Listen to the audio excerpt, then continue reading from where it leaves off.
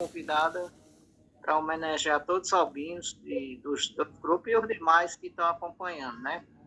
Agradecer a Roberta, quem puder gravar, pode gravar. E aí eu já dou a entrada e início para Eliane Barreto se apresentar, e como a gente sempre faz em todas as palestras, ela se apresenta, fala a sua fala. No final, a gente perguntas, são duas, e a gente vai se apresentando também nas perguntas. Uma coisa bem objetiva. Tá certo? Combinado assim? Tá certo. Então, a gente vai desligar os microfones para Eliane Barreto iniciar. Vocês estão me ouvindo direitinho? Estamos. Sim. Eu estou ouvindo. Beleza. Tá, estamos. Oi, pessoal. Boa noite. Eu me chamo Eliane Barreto, tenho 30 anos, sou albina oculocutânea, né? O corpo inteiro, como diz meu pai, ela é branca o corpo inteiro. E eu sou sou do Ceará, sou cearense, passei a minha vida inteira no Ceará, mas me casei e vim morar aqui no Recife, vai fazer 2 anos. Eu sou de uma família de albinos, meu pai e minha mãe herdaram a herança hereditária e acabou vindo para a família da gente, né? Lá em casa são 5 irmãos, 3 albinos e 2 morenos. Eu sou a mais velha, eu fui a novidade da família, a novidade da cidade, a novidade de onde eu morava lá do sítio. Minha mãe fala que quando eu nasci, foi a maior novidade do mundo, porque ninguém conhecia. O povo dizia que, minha mãe dizia que o pessoal fazia fila lá em casa para vir me ver, porque que nunca tinha visto uma menina tão branca. Aí eles diziam, eita, parece um capuchinho de algodão. Era assim que eles falavam. E minha mãe não sabia o que era, achava que eu só era branquinha, que eu só era lourinha, mas ela acabou conhecendo uma médica. Eu digo que foi um anjo que Deus colocou na nossa vida, que ela foi quem falou para minha mãe, olha, sua filha é albina, ela vai precisar de tantos cuidados, explicou da questão do protetor, da questão da visão. Aí foi que minha mãe começou a pesquisar sobre o assunto. E eu fui crescendo ali no sítio onde eu morava, sempre as pessoas me achando diferente. Aí depois veio o meu segundo irmão, que veio moreno, e o terceiro veio branquinho. Aí o quê? Minha mãe já ficou mais curiosa ainda para saber, para estudar mais sobre o albinismo, né? Aí ela acabou descobrindo, os médicos falaram para ela a questão do albinismo na família e tal. E ela começou a cuidar da gente com muito cuidado, mas também ela sempre me ensinou a ter cuidado com a minha pele. Desde pequenininha, eu comecei a usar o óculos com 5 anos de idade. Minha mãe fala que com 4 anos eu já ia para a escola, 4, 5 anos eu já ia para a escola de óculos, chapeuzinho na cabeça, já toda protegida. E as crianças já me achavam diferente, muitos já riam de mim. E assim começou a minha trajetória. Aí veio minha segunda irmã, depois meu outro irmão albino. E eu me vi na responsabilidade de crescer e de levar para aquelas pessoas a informação, porque eu me senti responsável de levar para a minha família, levar para aquelas pessoas da minha comunidade que eu era capaz, que eu fazia tudo. Desde muito pequena eu sempre enfrentei a vida sozinha. Sozinha assim, porque minha mãe ela teve 5 filhos, tudo pertinho do outro, uma escadinha. E eu acabei sendo adulta muito rápido. Eu, com 12 anos, eu já revirava a cidade que eu morava, eu já ia para a cidade vizinha, e eu já fazia tudo. Passei muito preconceito na minha infância, muito mesmo. O preconceito na minha infância foi terrível. A escola, os professores sem informação. Eu acho que é até pior do que hoje, as informações naquela época. Eu tenho um trauma muito grande, porque eu tinha um professor que ele sempre tirava a minha cadeira da frente. Eu colocava a cadeira na frente e ele tirava. E eu colocava e ele tirava. E eu colocava e ele tirava. Até que um dia ele cansou. E eu acabei ficando ali e consegui passar do ano para o outro. E dentro dessa minha trajetória estudantil, eu encontrei muita gente boa. Encontrei minhas colegas, que elas ditavam as atividades para mim, função que seria dos professores, minhas amigas, que eu digo que são anjos enviados por Deus para a nossa vida, me ajudavam. E assim foi na minha trajetória, e assim foi na faculdade. Eu fiz minha faculdade também com as minhas amigas me ajudando. Onde eu não conseguia ler, elas me ditavam a tarefa, elas me davam o caderno. Comecei a trabalhar muito cedo. Trabalhei como secretária, fui vice-secretária de cultura da minha cidade e trabalhei 3 anos como professora. Comecei como professora de cinema, depois passei para o teatro, passei 3 anos no teatro.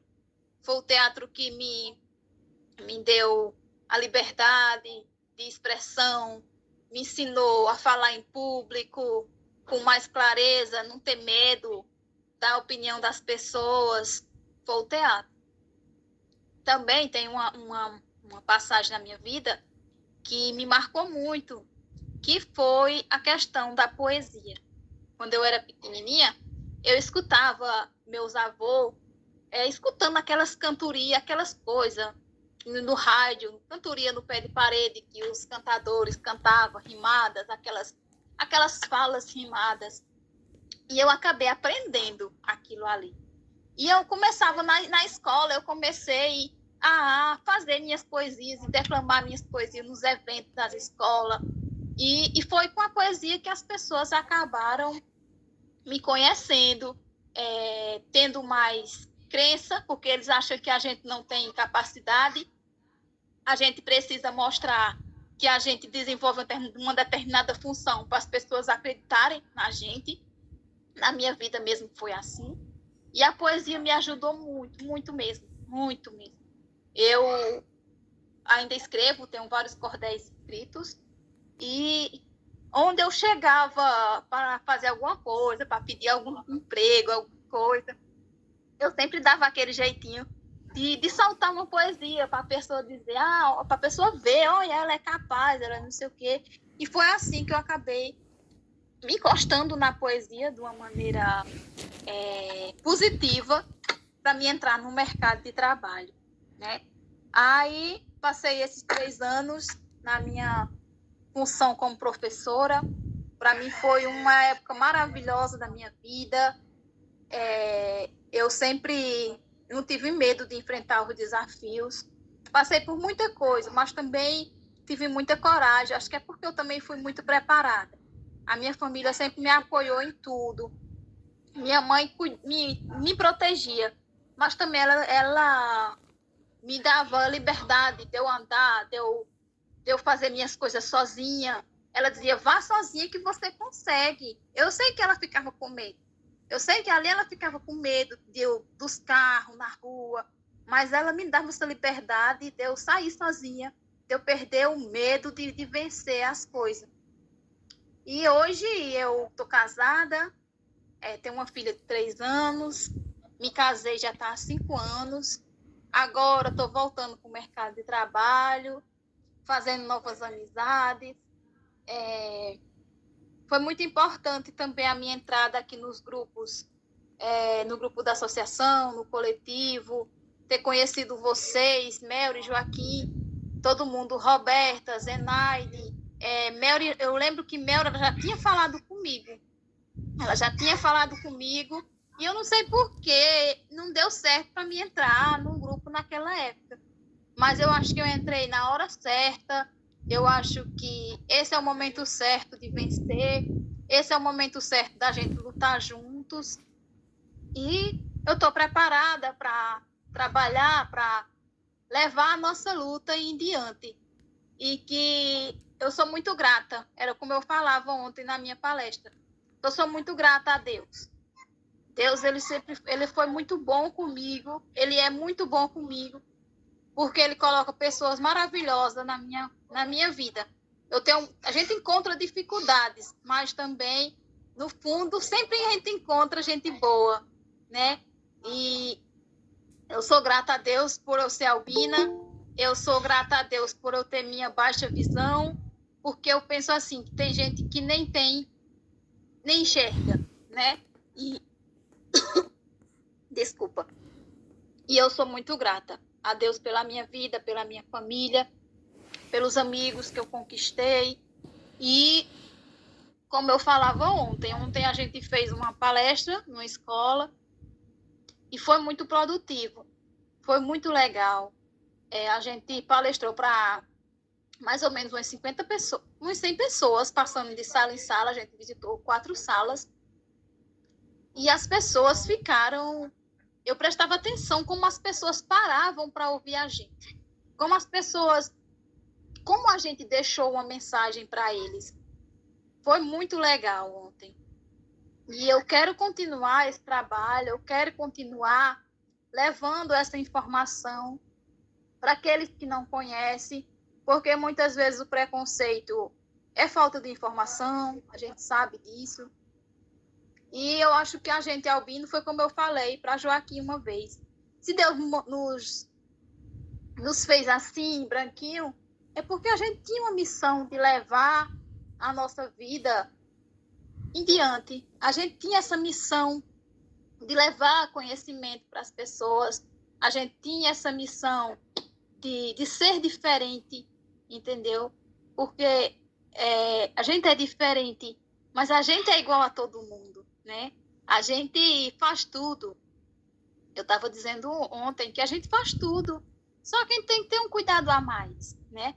E a gente precisa lutar pelos nossos direitos, lutar pelos nossos deveres. A gente tem dever, mas a gente também tem que lutar pelos nossos direitos, porque a gente tem direitos e a gente tem que cobrar por eles, não é isso? E é isso, minha gente.